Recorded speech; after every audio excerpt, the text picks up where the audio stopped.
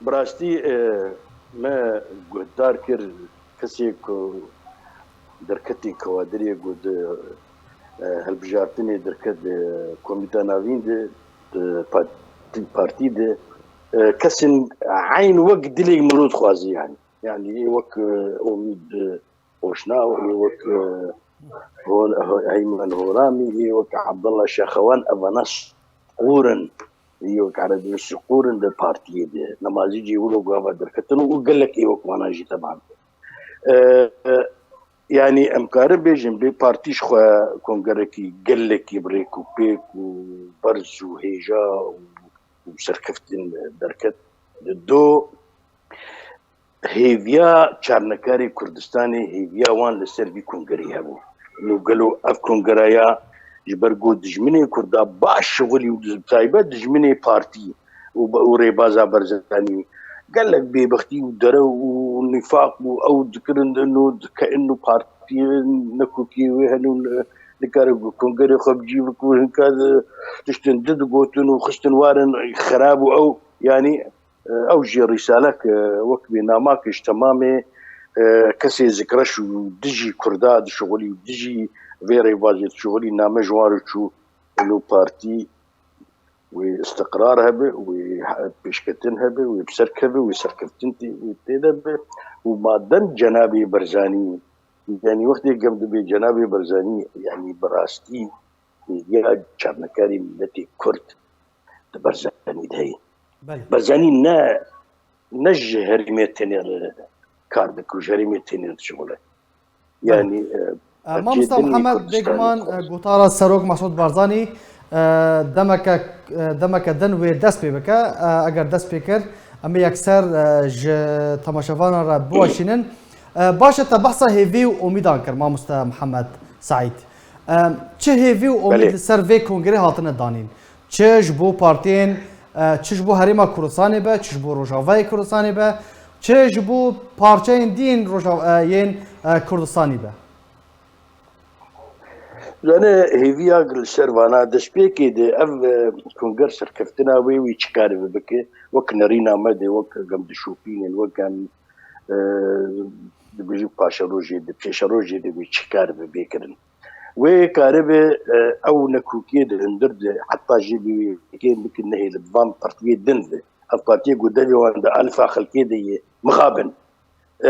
تشلو كاربي وحطاني أنا بحكمتي كري بارزكي يانا او كسي خفروتي دجمني كردا وقتي قوتو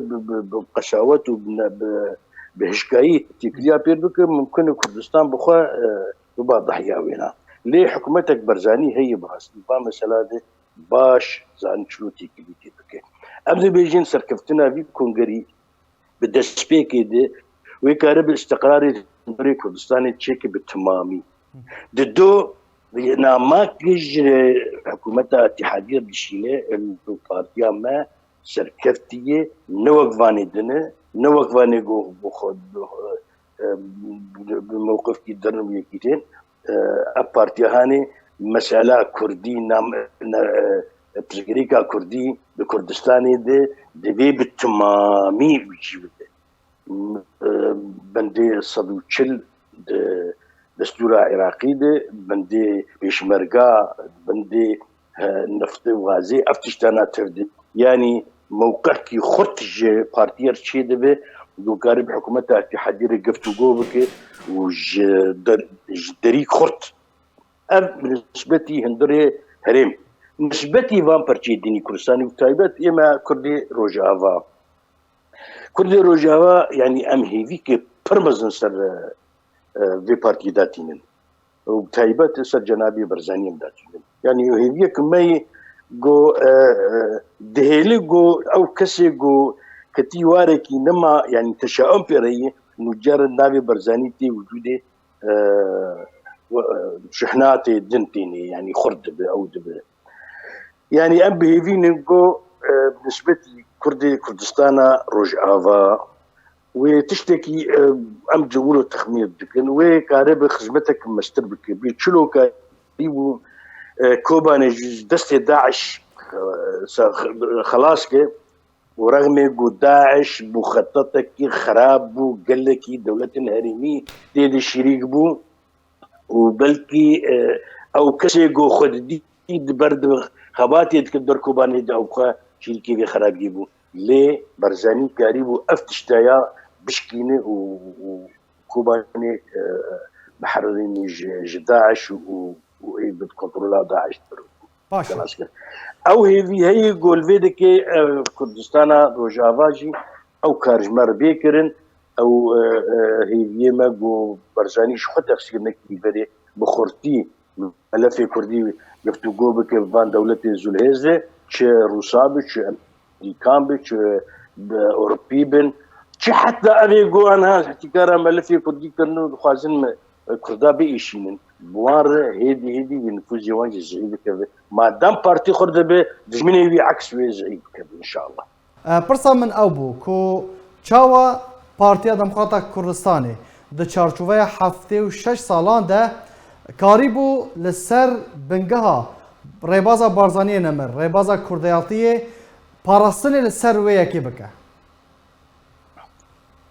بله براستی يعني بنر چه پارتیا گو چه به دامزراندن بنگهاوی چه دینت راست دینی و راست سرکوه و تو خوار دینی و خواری سرکوه وقتی جناب برزانی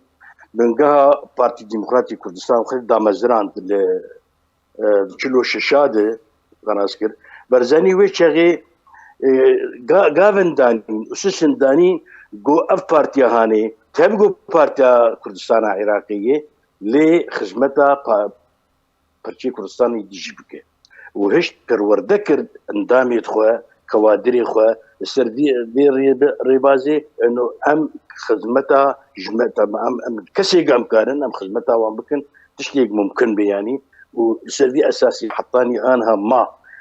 يعني بارتينا تجارة اف بي بارتي هاني نكر بارتيك بارتي كردستاني او برجاك جي كردستاني نكر ضحية صالح يا اخوان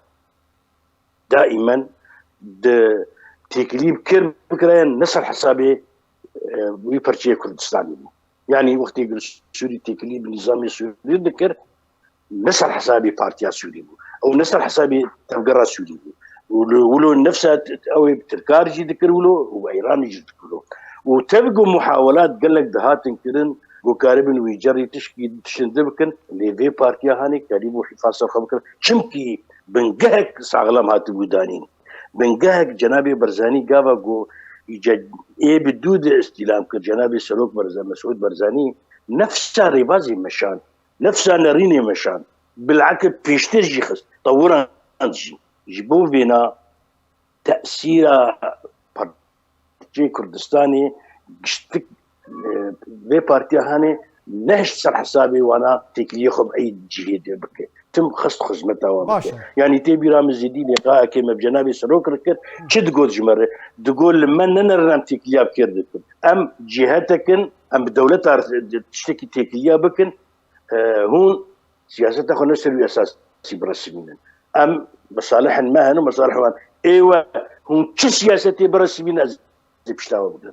يعني انه ام تكليم نظام السوري كنا معناها هون مغازلة نظام السوري يمكن يهون جير شبكة خينا